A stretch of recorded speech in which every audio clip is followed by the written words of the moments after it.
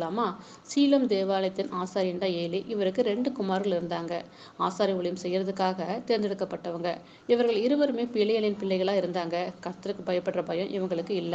கர்த்தருக்காக பழுதில்லாத, குறைவில்லாத, பரிசுத்தமானத ஜனங்கள் பலி செலுத்தினாங்க.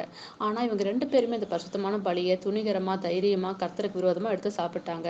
ஆசாரியருடைய முறைமை, சட்டதிட்டங்கள், நியாயப்பிரமாணங்கள் எல்லாவற்றையும் இவங்க 2 பேருமே நல்லா தெரிஞ்சிருந்தும் பாவம் செய்தாங்க. இந்த பாவம் கர்த்தருடைய சந்நிதியிலே மிகவும் பெரிதா இருந்தது. ஏலி தன் குமாரனுடைய தவறை சுட்டி காட்டினாரு. கர்த்தருடைய ஜனங்கள் மீறி நடக்கிறதுக்கு காரணமா இருக்கிறீங்க. கர்த்தருக்கு விரோதமா பாவம் செய்யாதீங்கன்னு சொன்னாரு. ஆனா 2 பேருமே தகப்பன் சொல்ல கேளாம போனாங்க. தேவனுடைய மனுஷர் ஏலி கிட்ட வந்து, உன் வீட்டாரும் உன் பிதாவின் வீட்டாரும் கடவுளுக்காக பணி செய்வாங்க என்ற வாக்குறுதியை அவர் திரும்ப பெற்றுக்கொண்டாரு.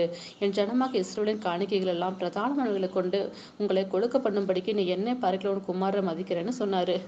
ஏலியோட குடும்பத்துல முதியவர்களே இல்லாத நிலைமை ஏற்படும். உன் வம்சத்தில் உள்ள யாவருமே வாளா வயதுல சாவாங்க.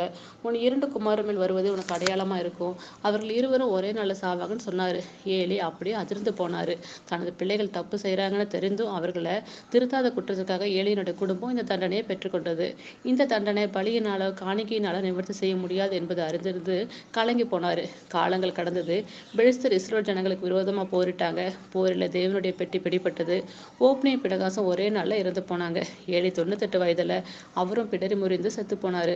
ஒரு தகப்பன் கடமை தவறுவர்கள் தன் பிள்ளைகளா இருந்தாலும் அவர்களை பதவி நீக்கம் செய்யணும், கடவுளிடம் மன்னிப்பு கேட்க வேண்டும் என்ற கண்டிப்பும் தந்தையிடம் இல்லைன்னு சொல்லி நம்ம பார்க்க முடியுது.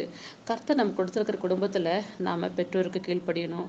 தேவனுடைய காரியத்துல கடமைக்காக தேவனை தேடாதபடிக்கு முழு ஹൃദயத்தோடு உண்மையா அவரை நம்ம தேடுவோம். சாட்சியுள்ள பிள்ளைகளா வாழுவோம். ஓகேவா குட்டீஸ்? பாய் செல்லுங்களா.